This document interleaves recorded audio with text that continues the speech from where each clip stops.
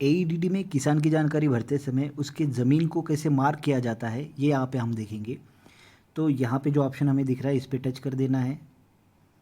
जैसे ही टच करेंगे आपके सामने देखिए मैप खुल जाएगा एक, और ऊपर दो बॉक्स रहेंगे, डिब्बे रहेंगे। पहला डिब्बा उसमें है कि नेम और टैग फॉर दिस लैंड, दूसरा है लैंड होल्डिंग साइज़। यहाँ पे स्टार लगा हुआ है, मतलब दोनों भी डिब्बे जो है इंपॉर्टेंट है, भरने हैं, उन्हें हम खाली नहीं छोड़ सकते। तो जैसे ही हम लोग यहाँ पे एक नाम देता हूँ मैं, मेरा किसान का नाम है राम, और ये एक, ठीक है, एक पहली ज़मीन है। उसके पास में अलग अलग जगहों पे ज़मीन हो सकती है।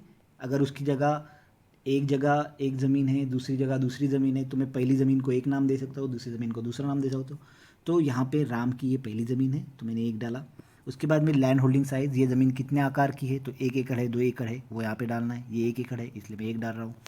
उसके बाद में अभी आप यहाँ पे मैप में देख सकते हैं कि यहाँ पे एक नीला बिंदु दिखाई दे रहा है। ये है मेरी खुद की लोकेशन, या मेरा मोबाइल जहाँ पे भी है, जिस मोबाइल से ये डेटा भरा जा रहा है वो मोबाइल जहाँ पे भी है उस जगह की लोकेशन यहाँ पे दिखाई देगी। ठीक है, ये नीला डॉट उसका मतलब होता है। तो ये नीला डॉट, अगर आप अपने गांव में से ये जानकारी भर रहे हैं तो आपको आपके किसान की ज़मीन भी इसके नज़दीक मिल जाएगी, आपके गांव में ही होगी, तो आप यहाँ से उसको ढूंढ सकते हैं। कैसे ढूंढना है, तो अपनी उंगलियों से इस मैप को थोड़ा सा हिलाना है।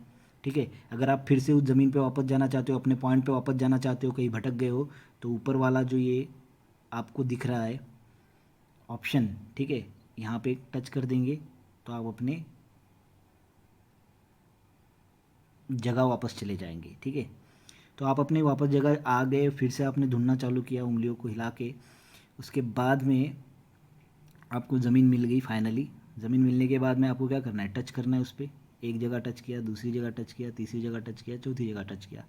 ठीक है, तो ये अभी जो लैंड है इसके बीच वाला एरिया मैंने जो सिलेक्ट किया है, उसके बीच वाला एरिया किसान की ज़मीन है। तो ये अभी मैंने सिलेक्ट कर लिया है। अभी मुझे जाना है इस ऑप्शन पे जो ऊपर दिखाई दे रहा है। ठीक है, ये नीचे वाले ऑप्शन को टच नहीं करना है हमें, ऊपर वाले ऑप्शन कनेक्ट जियो शेप वाले ऑप्शन पे हमें जाना है। जैसे हम उस पर टच करेंगे, देखिए यहाँ पे काले कलर से ज़मीन जो है ये मार्क हो गई।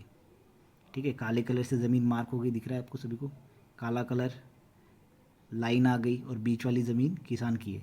ठीक है, तो ऐसे मार्किंग हो जाने के बाद आपका काम हो गया है। अभी आपको मैप को ऊपर करना है। मैप को ऊपर करने के लिए आपको यहाँ से टच करना पड़ेगा, क्योंकि यहाँ पे टच करेंगे तो मैप हिलेगा। ठीक है, तो ऊपर